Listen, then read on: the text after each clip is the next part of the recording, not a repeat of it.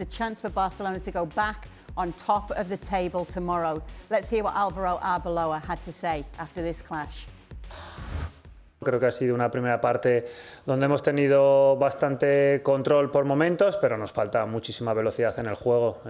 Ante cualquier bloque bajo, ante cualquier rival que defiende en su campo, o mueves el balón mucho más rápido o es que te van a defender muy fácil, ¿no? Es algo con lo que tenemos que seguir mejorando, seguir trabajando. Yo creo que nos ha faltado en la primera parte, además de control, mover el balón más rápido y crear más peligro, ¿no? Y bueno, pues eso es una cuestión de concepto, de saber lo que tenemos que hacer, qué es lo que queremos provocar en los rivales. Creo que tenemos muchísimo margen de mejora. Evidentemente, cuando no estás a nuestro nivel, al 100%, es que cualquiera te puede ganar.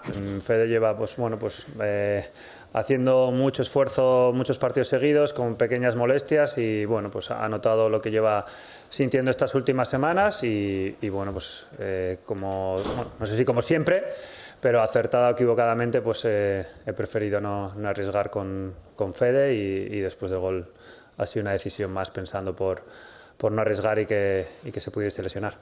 Bueno, descansó el fin de semana pasado, ¿no? Si no me equivoco, no jugó contra la Real Sociedad, que no era cualquier equipo, y evidentemente pues cuando creemos que no está en condiciones de jugar, pues no vamos a arriesgar, ¿no? No es algo que decida yo solo, que lo hablo con los médicos, lo hablamos con Kylian y cuando él se siente preparado para jugar, lo hacemos, pero bueno, la semana pasada no jugó contra la Real Sociedad.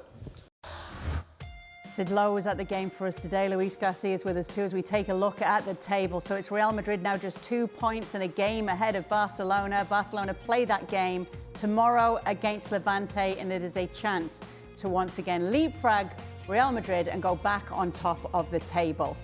So we just heard Arbeloa there. He'd clearly been asked about Fede Valverde being substituted off after he'd been showing himself to be putting on a good display, as we saw in that assist for Vini's goal. Sid Lowe is at the game for us today. Sid, what's been the reaction after this game from the Madrid aspect?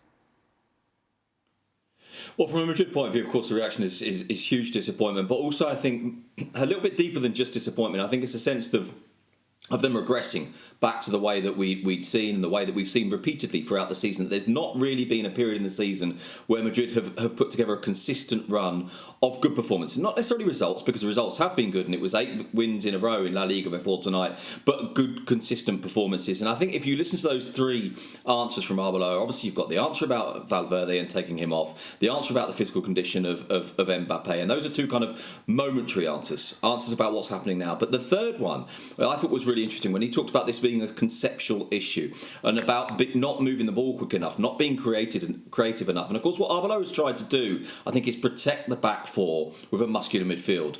But when you're asked to do something more, when you're asked to build play, when you're asked to be creative, some of those flaws that we've seen all season, we've talked a lot, for example, about the lack of a central midfielder who makes the team play. They came back to the fore tonight against a team that basically allowed Madrid to have a degree of control of the ball, but didn't allow them space into which to play.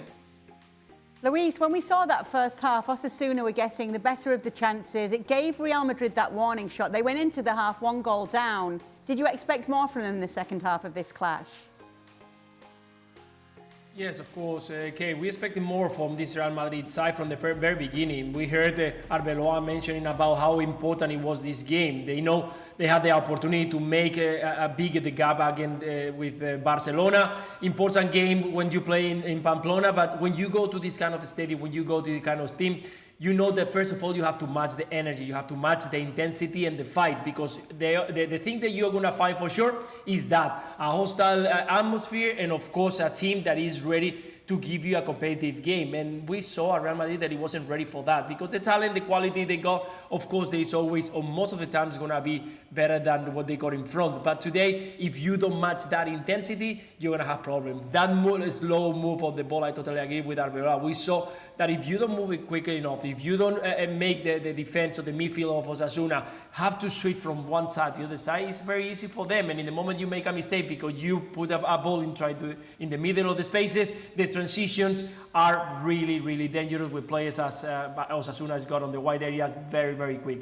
So yeah, we were expecting a lot more from the Real Madrid side that didn't show up in the second half either, and is a big concern because now we saw some players that they get tired because of the demands of the competition, and on midweek you're gonna face against a team that is gonna come with a knife into the mouth and ready to give you another top and competitive game.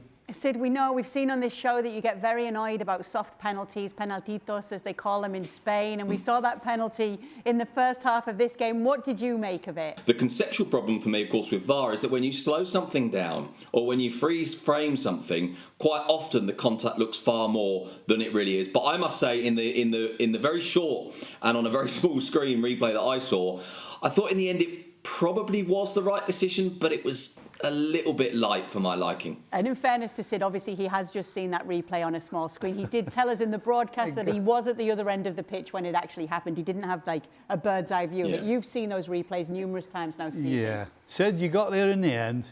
You got there in the end. Yeah, I good. and that's the beauty of what we saw happening here. You know, for one split second, it's a yellow for diving, and then of course, fortunately, we have VAR, and we see Courtois stands on his toes. He can't go anywhere. What's Courtois? Right. 14 stone? Good luck moving when you've got 14 stone on the end of your toe. So, anyway, you got there, Sid. That's what it matters. Did they get it right for you, Luis? Good, thank you. Yeah.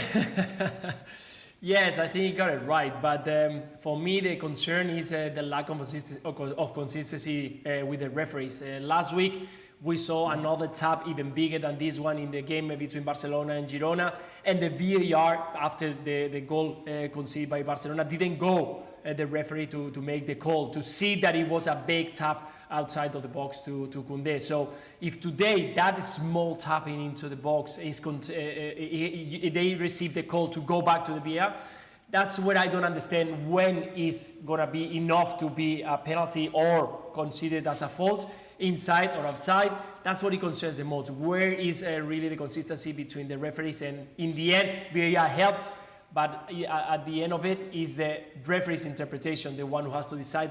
The call on the VAR sometimes is a little bit tricky. Sid, let's get to some of those questions about the players. We mentioned the Fede Valverde point, but what about the Mbappe point and playing the full 90? Arbeloa coming back and saying what he did about this. Can you offer us a little bit more about what was said there? Yeah, so essentially what's been happening is that Real Madrid have known that Kylian Mbappe has got a bit of a knee issue, and he's had it for a long time. And of course, we saw him miss a couple of games just before Christmas. We saw him miss the Real Sociedad game a week ago, and that Arbeloa has been conscious of trying to protect him. And as he said in that answer, this has been a discussion with the fitness staff, it's been a discussion with the medical staff, and a discussion with Kylian Mbappe himself, and making those decisions. And given that, and given the way we saw Mbappe today, the fact that he looked a bit slow, that he had one or two little moments where he broke away from people, but very, very few of them.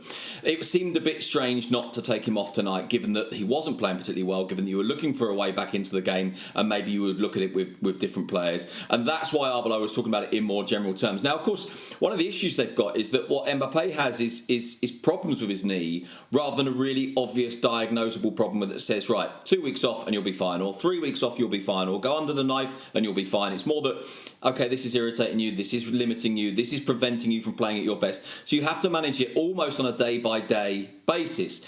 Now, underlying this, of course, is that doubt about how they managed it just before Christmas when he played Copa del Rey games, as he was trying to chase that record that Cristiano Ronaldo had, and whether that was the right thing to do then. But tonight, it's really about Arbeloa. I think it's about Arbeloa looking at this and thinking, well, we need a goal, and even if Mbappe isn't in great shape, he's the one that's most likely to get it, and it didn't pay off. That's something important, very needed for Real Madrid, and of course very needed for him, that needed that confidence back into these performances. Yeah, we're seeing these goals from Vini and just the best of him under his new manager, Sid. Yeah, and I think, you know, we were talking about this when we pre-game this evening. I think there's two things that are happening with Vinicius under Arbeloa. One of them is if you like the emotional work that Arbeloa has done, which is essentially, look, put in the most simple terms, Arbeloa has turned up and said to Vini, "You're great, you're brilliant, you're going to play all the time. I trust you. There won't be any friction between us. I'm on your side." That's the bottom line. Then there's been, I think, a tactical element to it, which I think is linked to that, which has been to say, you won't need to do all the chasing down. You won't necessarily need to do some of the work that Xabi Alonso wanted you to do. You won't necessarily need to do the tracking back. We will liberate you from some of that. And that's, of course, one of the reasons why Arbeloa has been going for this three-man midfield to try and protect the back four and effectively have Mbappe and Vinicius play with freedom. So those two things, I think, have helped. And I think there's no doubt about it that with Vinicius, a big part of his game is emotional. And what Arbeloa has done, and obviously the big question now is this a permanent change? Is this something that you can maintain over time throughout the season that's good not just for Vinicius, and this is really important, that it's good not just for Vinicius but for the whole team? That's the question mark. But in the short term, of course, there's no doubt that Vinicius looks happier and looks freer than he did before. Massive win, isn't it, Sid, for Osasuna, given how long it had been since the last time they'd beaten Real Madrid?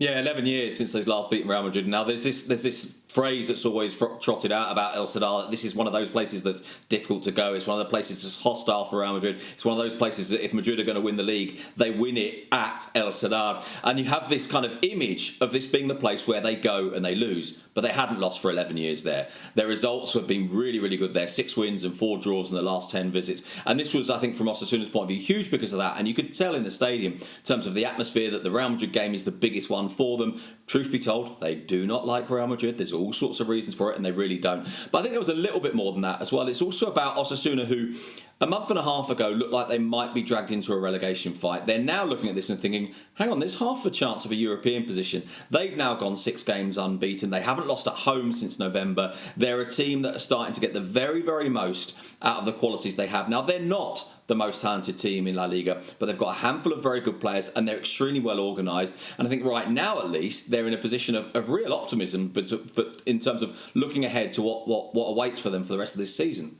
Yeah, to Sid's point, they were close, just as close to the relegation spots as they were to Europe. Going into this game now, they're just that little bit closer to Europe for Osasuna. So congratulations to them.